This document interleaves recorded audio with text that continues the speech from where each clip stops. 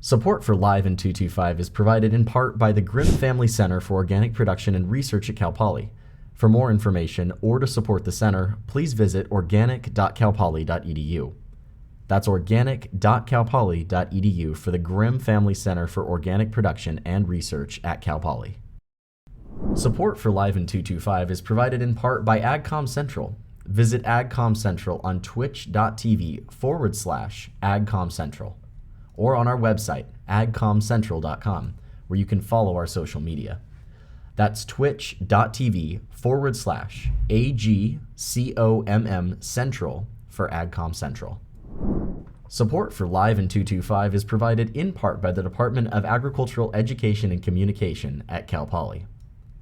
Visit aged.calpoly.edu to register for our programs or to show your support. That's aged.calpoly.edu for the Department of Agricultural Education and Communication at Cal Poly.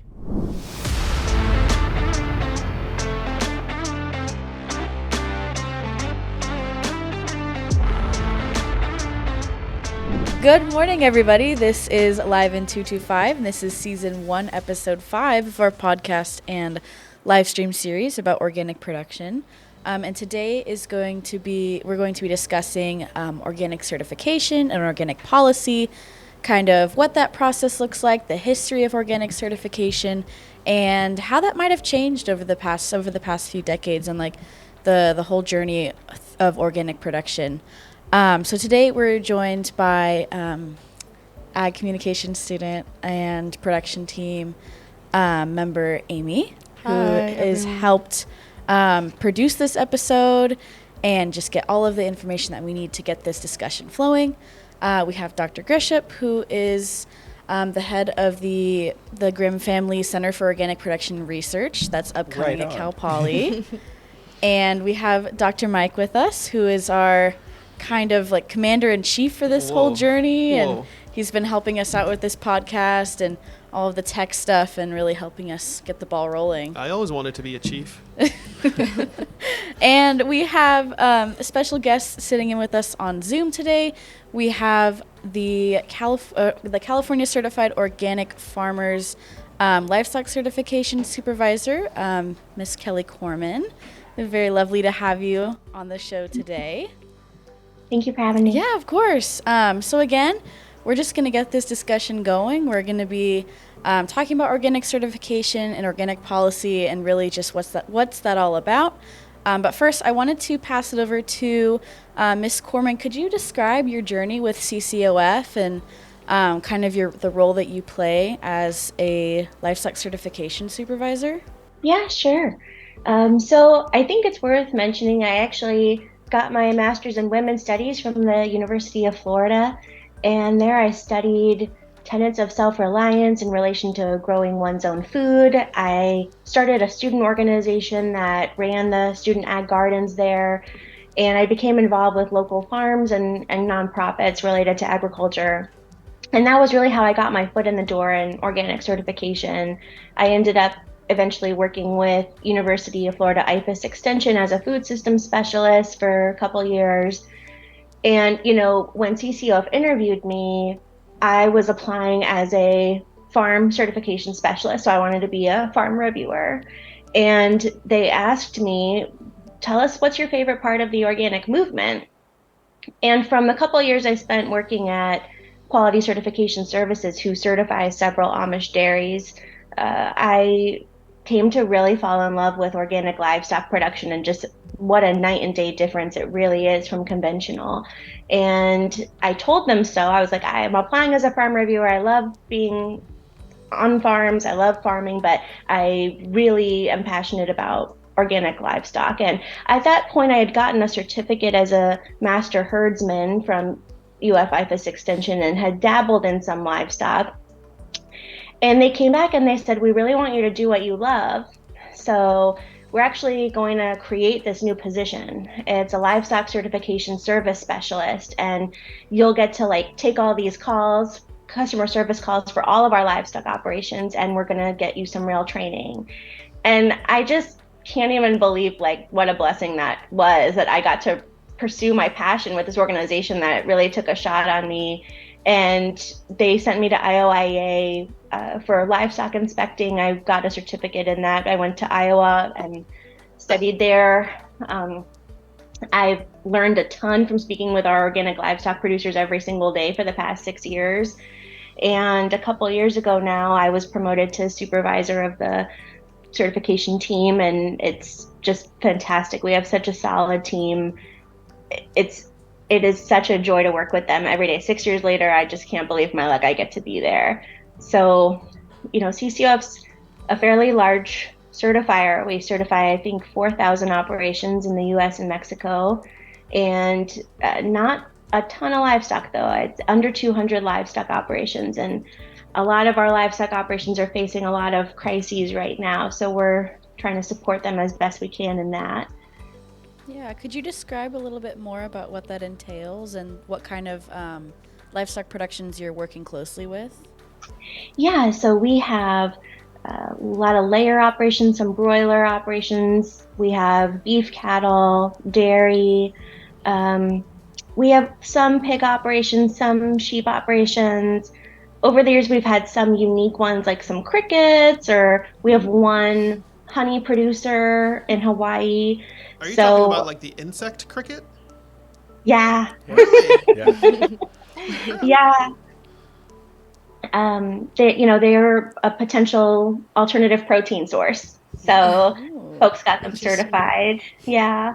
And sometimes people even certify insects as feed because you can only feed organic animals. Anything agricultural, you can only feed them certified organic agricultural products. So if they're wanting to feed insects on a large scale, they might have like mealworms certified or something like that. But that is less common compared to cattle, dairy, and layer operations. Definitely, I'd say so. That's very interesting. We can definitely come back to the discussion of what it means to be organically certified and what that means for producers. But I wanted to just dive a little bit into the history of organic certification, kind of how it came to be. So I wanted to pass it over to Dr. Grisham. Could you describe kind of how organic certification started and really how the movement began? Yeah, and I would absolutely invite Kelly to correct me when I misstate something. But the history of certification, well, it's actually interesting. So Kelly and I were just talking before the podcast, and CCOF is about to have its 50th anniversary. So they were founded in 1973. And the original certifiers, this greatly predates the federal organic program, which really, was signed, really came into law in 2002. Mm-hmm. So, that's, we've got certification starting back in the 1970s, and CCOF is one of the original ones.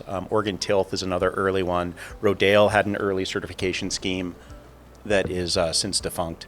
And they were third-party certifiers. And basically what was happening at that moment in time is the way I like to say it is organic farming was growing from, folks buying, watermelons from the crazy hippie farmer out of the back of their pickup truck to wanting to buy products in natural food stores and small chain co-ops, things like that. And so the issue that comes up is that if you're not buying directly from the grower, how do you know that they're actually producing things organically? And so that's where third-party certification was born. And most of the early certifiers had a strong farmer component. So farmer membership on the board, farmers providing certification of other farms, et cetera. That really changed in 2002 when the federal standards came out, and actually there was a kind of a big die-off of a lot of local certification agents at that point, because one of the requirements for the National Organic Program, which certifies the certifiers, was that you couldn't have farmers doing inspections. You actually had to have independent inspectors. You're supposed to rotate your inspector, so you're not supposed to have the same inspector over and over again. And that's all, really about making sure that, there's no sort of backroom dealing going on, that there's everything is upfront and consumers can be confident in the fact that, yes, certified organic means something. And that's really a reflection of, again, sort of the next growth of organic production. So, it went from small operations with a lot of direct sales to local sales to local chain stores and things like that, to now where we have organic products that are, have fully integrated into our, really the global food system. So, you can go to any grocery store and find organic products. Yeah. And so that's my understanding of sort of the history of certification. Yeah. And Kelly, you can correct me if I'm way off base on anything. I think you're totally spot on. You really captured it well. At CCOF, sometimes they do a really great presentation of their history at CCOF, and we've seen photos of just like a few folks at the kitchen table. That was where it all happened. There was one sheet of paper with the set of rules on it that they kind of checked the boxes on. It was a lot simpler, but the integrity and the passion was really there, and it just gained all this momentum into this really well-established movement. And yes, you're correct. So in 1990, the Organic Food Production Act was passed and went into effect in 2002. And now we see the government accredits certifiers. So every year, or every so often, we go through an accreditation audit to make sure we are still equipped to say folks can use the seal. And would you say that this whole organic certification and kind of what shape it's taken today was really just kickstarted by folks and producers in the 50s and 60s just wanting to treat the land better, grow natural food, and really just think about the inputs of what we're putting into agriculture and how that affects the products?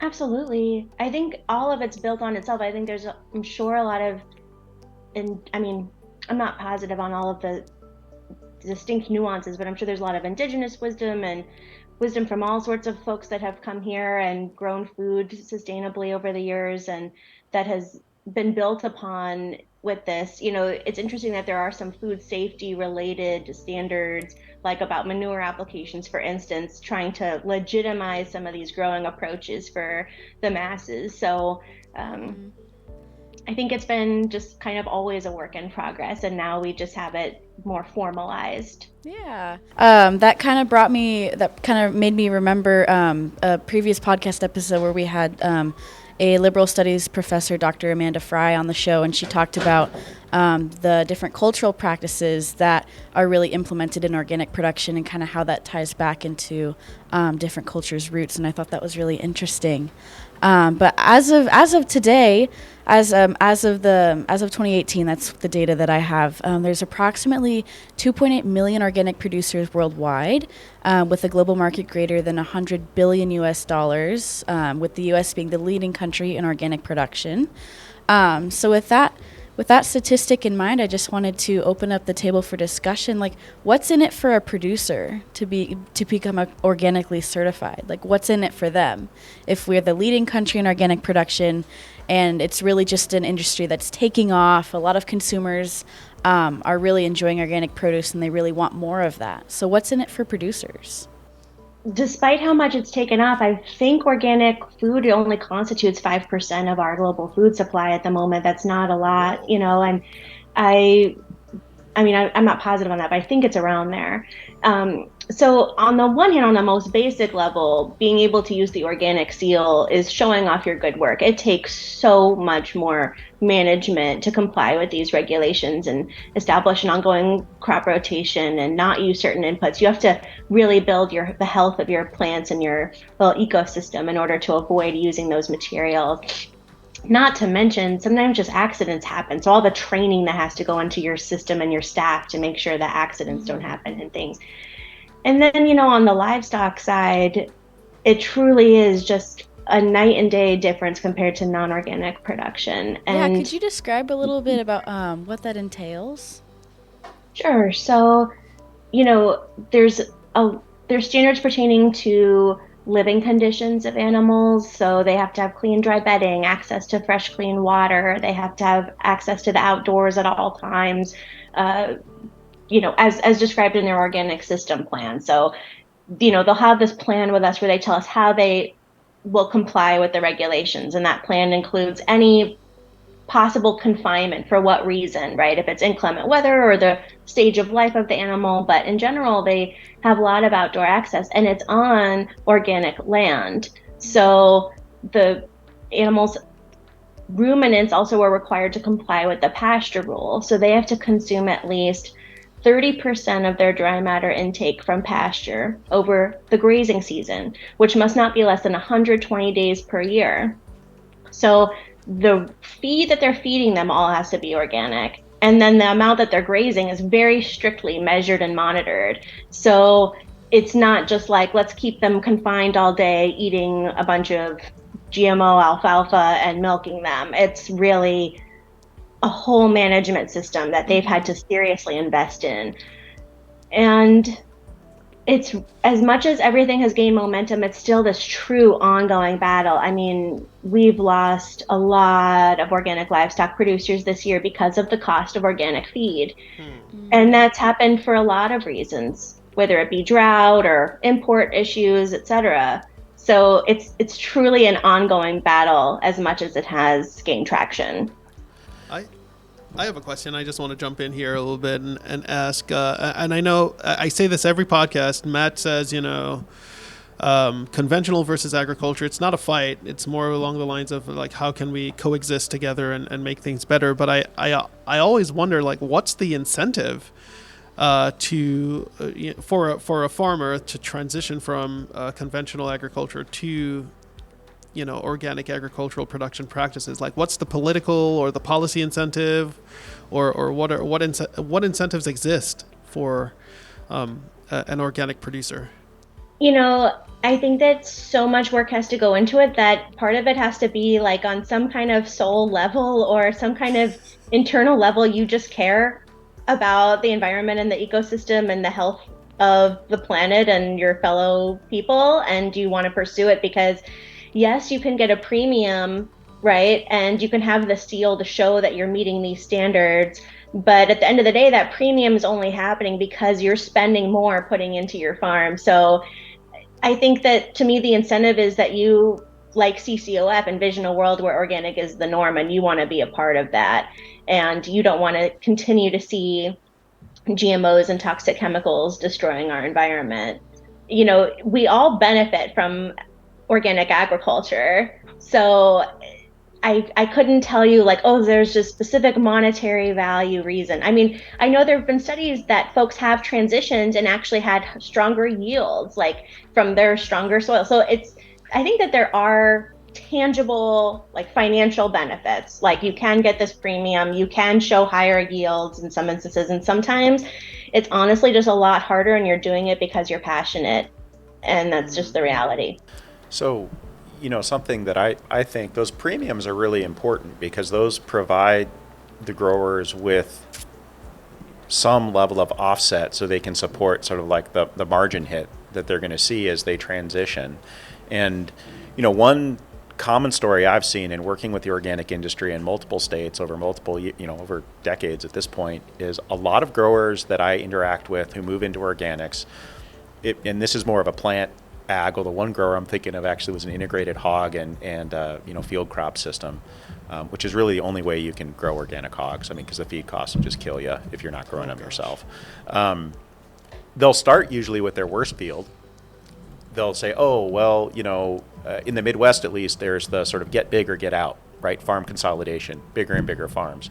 And so I've worked with a number of folks in a number of crops in the Midwest where it's like, well, no, I want to stay at 100 acres of specialty crops, or I want to stay at 15 to 2,000 acres of row crops. I don't want to get any bigger, but I can't do that. I mean, if I keep working in the conventional system, I either have to get bigger or I'm going to get priced out. And that little bit of premium sort of allows growers to sort of play around with that. So what I've seen time and time again is growers will come in, they'll usually transition their absolutely worst ground, which is not always a great method for success. But after a few years, they get it going, they enjoy the premium, they start to see, the impacts of feeding the soil rather than just dumping mineralized nutrition on the soil. They enjoy the fact that, hey, I can bring my kids out here because there's no there are no synthetic herbicides or insecticides or fungicides out here where I have to worry about my kid, getting poisoned. And then pretty soon they're transitioning more and more of their farm.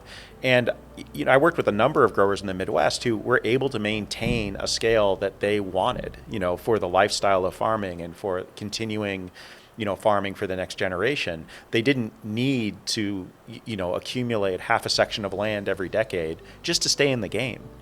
So I think that's a really important piece I see. But I don't know how many times I've talked to growers, and there's some really large organic producers in California that fit this model where they start out in organics really small. After 4 or 5 years, they're like, wow, this is different. The margins are different. And they see the environmental benefits. And then pretty soon, more and more of their operation is certified organic. And like Grimway is the perfect example of this. They started in the 90s, straight ahead Central Valley carrot producers. And now all of their owned and farmed land for Grimway Enterprises is certified organic. 40,000 acres of ground is certified organic. And they really started with their absolute worst fields and built it from the ground up. But I see that story over and over again. And that's where I think the certification and integrity of the brand and everything is so important, because without that consensual price premium from the consumer, it's not going to happen, because you can't compete with, if you are trying to take care of your soil, try to improve air, water, and soil quality, trying to, have good animal husbandry standards if it's livestock, and you're trying to compete with folks who are kind of working the opposite model, which is, no, we're just going to do whatever we have to grow this thing, plant or animal, as cheap as possible.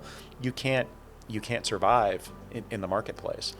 And I just wanted to ask or add to Dr. Grisham, you probably know some of the policies that encourage conventional agricultural production, correct? Are there like financial incentives at the policy level for conventional producers? Well, yeah, I mean, it varies so much from ag crop. It's from plant to plant, animal to animal. So for specialty crops, really, until recently, there hasn't been much federal incentive. We don't. Especially crop producers have not enjoyed the subsidy structures that field crop, so you think corn, bean, soy, alfalfa growers, dairy producers have enjoyed really since around the time of the New Deal.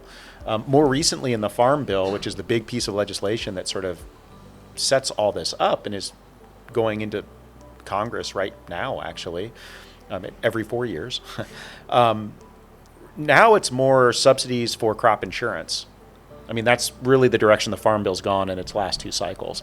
On the organic side, we are seeing, and Kelly can probably talk to this, we've got a new USDA funding program to try to support workforce development, to support certification costs to grow, organic producers. And that's the TOPP program, which is Transition to Organic.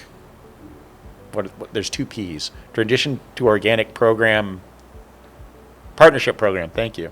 And actually, that's part of the reason we're here with this podcast, is because of that program. Wow. So just in the last, couple of years, we've seen some federal support for organic programs and organic transition. But I would say it's not so much that I think growers are incentivized to grow conventionally. It's that the governmental and market systems have grown up with conventional agriculture. So it's not, oftentimes I think people think that, the way farmers are doing this stuff is, optional, or it just sort of came into being. And the reality is, no, it's like every other human endeavor. There's a history behind it, and there's a direction, and there's a momentum behind it. And we're, at this point, I think we're starting to finally really change our direction and momentum, but that takes time.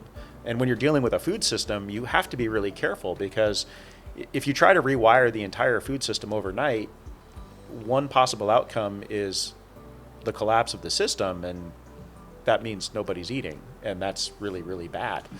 So it is this sort of gradual evolutionary process. But I think the things that have really promoted the, conventional agricultural system are this societal goal for cheap food, cheap, affordable food, which really started with the Industrial Revolution and trying to get people off the farm and into factories. And so that's the challenge that we're facing now, is that we're recognizing that, well, cheap at the cash register, cheap at the production level does not mean cheap societally. because there are all these externalities that end up happening. So those externalities could be, animals suffering. They could be nutrient runoff into watersheds that lead to all kinds of problems. It could be burning up all the topsoil, reducing our future productivity. It could be exploitation of labor. But the organic movement, I think, is, this answer to that. It's okay. Well, maybe we can do things differently, but we're all going to have to be part of that solution. It's not something that we can. The existing structures and systems that we've built were built around this sort of design parameter: cheap food, period. But cheap food is not cheap. So now we have to figure out how to rewire it and do it. Everything you said is so spot on, and I think when you're talking about like why is a farmer incentivized to grow organic, a lot of it is the consumer demand and the buyer requiring it. So the more that happens, the more we're going to see it, really. Yeah, that's a really insightful conversation that I think we're having. I wanted to shift it over to some person on the street interviews that our production team has geared up. They went around. Amy, could you talk a little bit about what those interviews were like? Yeah, so we asked 2 questions. We asked, how long do people think it takes to get organically certified? And a lot of people, had, they had, no idea and, did not know, which is, fine. But, some people did know a little bit. And then, we also asked, do they, trust the, organic, the seal? And, a lot of people were I don't know, but yeah, sure. I don't know. It was very interesting. It was kind of funny, but yeah, it was pretty interesting. Just for Kelly, you may not be able to see the video, but you should be able to hear it, which is more impactful. Yeah. Okay. Okay. The question is, how long do you think it takes to be organic certified? 3 years. Yeah, you're right. 8 years. Okay. Maybe less, 5. Okay, it takes 3 years. I have no idea. Maybe a year? I have no idea. Just take a guess, any guess. I don't know. A month maybe? I don't know. Organically certified? I'm not sure if I can say for certain, but I'm going to take a guess and say 1 year. Okay, maybe 2 years? I have no idea. A year? 4 years. Okay. And do you trust the organic certification process? Questionable. Moderately, I would say. Yeah, I do. Okay, awesome. Yeah, I don't see why not. I don't know what the process is, but yes. I just wanted to say from a communications perspective, we get back to the idea of getting that information out to the public, because one of the things that people need to understand is the meaning behind organic certification. I'm broad brushing this, of course. I think a lot of people believe, the marketing behind the word organic. Oh, this is organic, that's organic. But they don't really understand what it means for food to be organic, or the idea that there is regulation behind that saying the word organic. I know Matt for sure continuously tells us, there's a 10K fine for saying that your food is organic and it's really not. And I find that funny because I think, and it's per unit of packaged product. It's per incident. Yeah. Per incident. I don't necessarily think it would be if you had, 50 bags of carrots at a farm stand or something. I don't think they'd fine you $10,000 per bag of carrots, but they'd farm you for being at the market that day and claiming that you were organic. But Kelly can probably might have a better understanding of that. Yeah, sure. So, first I want to just address in terms of how long it takes. Mm-hmm. So, land requires a transition of 3 years from the date of last prohibited material application. So if you've had land for the last 3 years that you never applied anything to, or the only thing applied was your animal's raw manure or something, then it's not going to take you 3 years to get certified. You can apply and get inspected and hopefully move on right away. There's a huge component of organic certification centered around integrity. So for instance, there's a huge public records database of all the certified operations, and it's called the Organic Integrity Database. And the reason integrity goes on and on is because the farmer is telling us when that last date of prohibited material application applied. And that's what we go on. We can go on pesticide use reports and we go inspect it, and we have trained inspectors who can kind of detect things, or we could do testing ourselves, but ultimately that transition period is based on them communicating to us when that last date of prohibited material application occurred.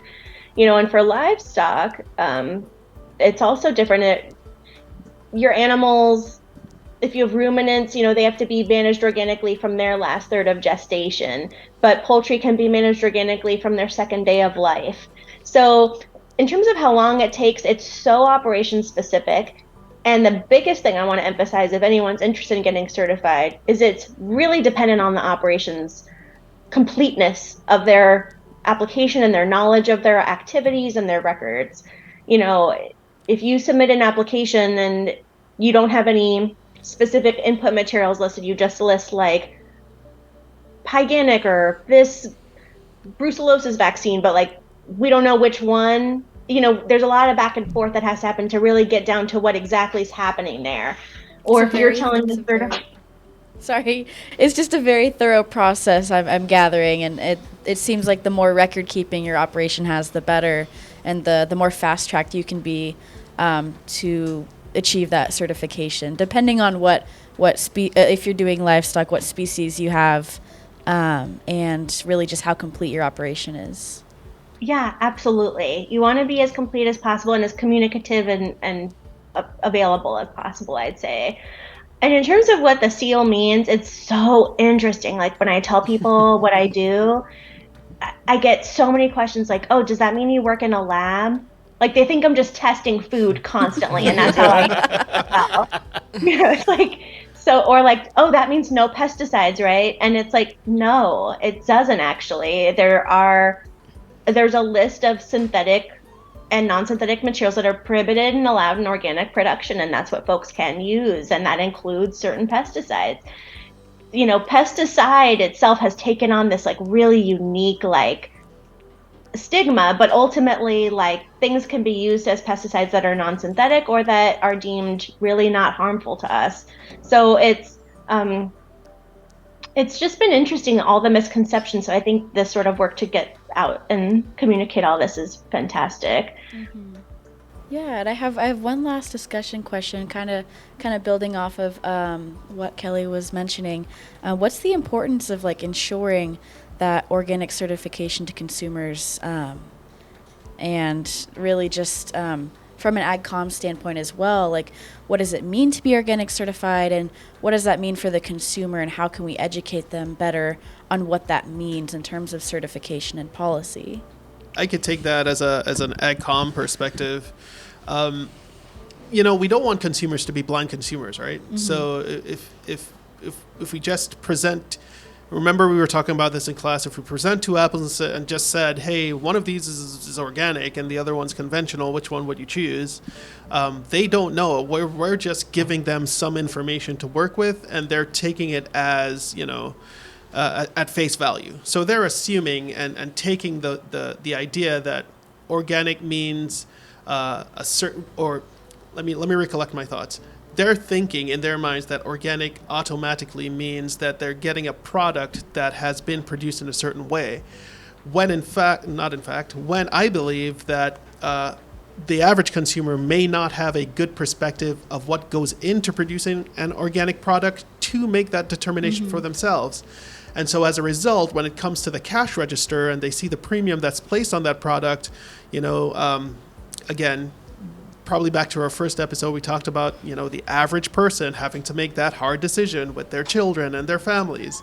But I also take what Kelly said. It's really an intrinsic motivation to see the wider picture of agricultural production and wanting to change the world in future tense. Mm-hmm. So for me, from the communications perspective, from this episode, I would say that if we were to do like a communication strategy on what organic means, I would focus on the idea of telling consumers what goes into organic certification, and when they purchase an organically certified product, what they're giving to that farmer and also to the future.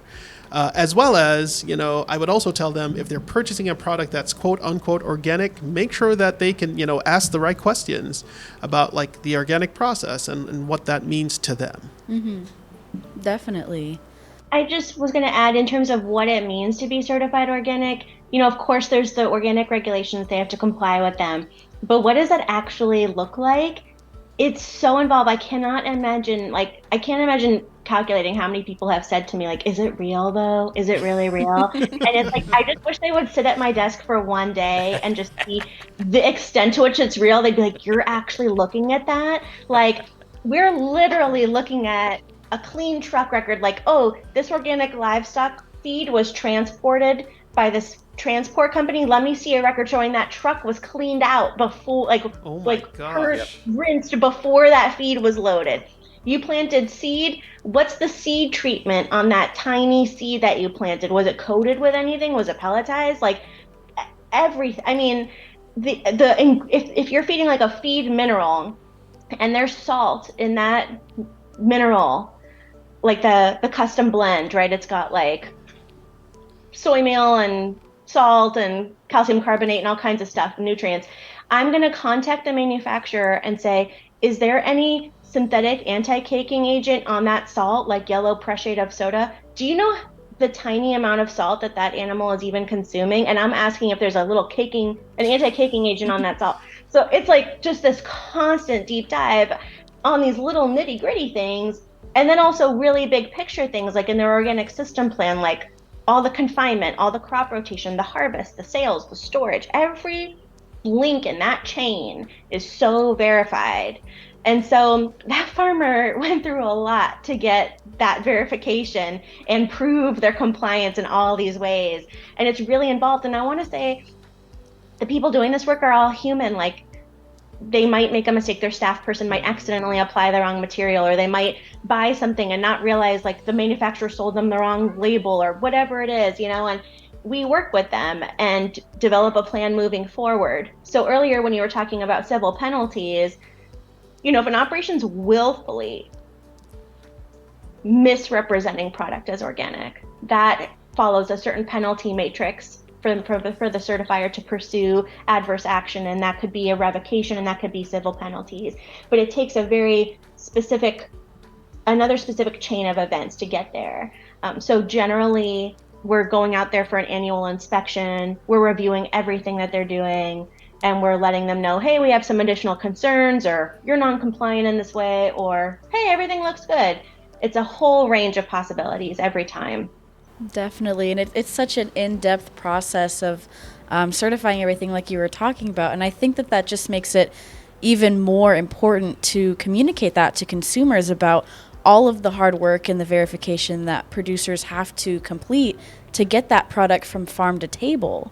So I just think that from an AgCom standpoint, like Dr. Mike was saying, it's just that much more important to show how hard these producers are working to create this product for us all to enjoy. Yeah, and I would mirror that statement. I really think that one of the wonderful opportunities that consumers' interest in organic products provides us is it gives us an opportunity to engage them in a conversation about where their food comes from. And, I think earlier in the podcast I said, beginning at the Industrial Revolution, we sort of, we focused on cheap food and getting people out of agricultural communities and into cities to work in factories. That was a major cultural drive in our history here in the United States. But with that, we lost this connection to where our food comes from. And ultimately, whether you're ignorant of your connection to the food system or you're very intentional about it, all of us, if we eat, we are engaged in this incredible system. And for me, That's why these podcasts are important. That's where I think these conversations around organic agriculture, regenerative agriculture are so vital, because it gives us an opportunity to say, okay, well, maybe you're 3-4 generations out of, seriously producing food, but this system, you're still an integral part of the system. It affects you in a very intimate way. Here's a chance to learn a little bit more about it and really engage with it and get involved in this conversation about, well, maybe cheap food is not a great goal. Maybe it's not really cheap. Maybe there are other ways to do this. So let's start having the conversation about how do we do that in a just, equitable, and accessible manner, so that we can all benefit as a society. Yeah, definitely. I think that's a great way. That's a great place to close out the conversation today. Thank you again, Kelly, from the California Certified Organic Farmers Association, for helping us foster this conversation today. It was very important and very insightful, and really just thank you for having a spot on the. Thank you for coming onto the show today and giving your insight and your expertise. Absolutely. Thanks for this great dialogue. I learned a lot from you all too, so thank you for sharing. Oh, hooray. Thanks, Kelly. And again, the panelists, Dr. Grisham, Dr. Mike, Amy, all super helpful today. Thank you again. And that is our time today at Live in 225. We will see you we'll see you on Friday for another episode. Signing off. Cheers. Live in 225 is a production of the AGC 225 class at Cal Poly called Digital Communications in Agriculture. Program funding was provided by the California Certified Organic Farmers Foundation and the Transition to Organic Partnership Program. Our production team for this episode was Amy Walker, Haley Evans, and Gracie Bell. Our director for Season 1 was Bella Anushian. Our host was Natalie Victorine. The executive producer, creator, and co-editor for the show was Moses Mike. Matt Grieshop was our co-producer. Our guest for this episode was Kelly Korman from CCOF. Our audio technician was Melissa Frago, who was also our managing editor. The video switching director was Cole Stevens. Our vocal talent was Jared Mandrell. Background music by LVY Music from Pixabay. Intro and outro music by Alex Grohl from Pixabay. Thanks for joining us.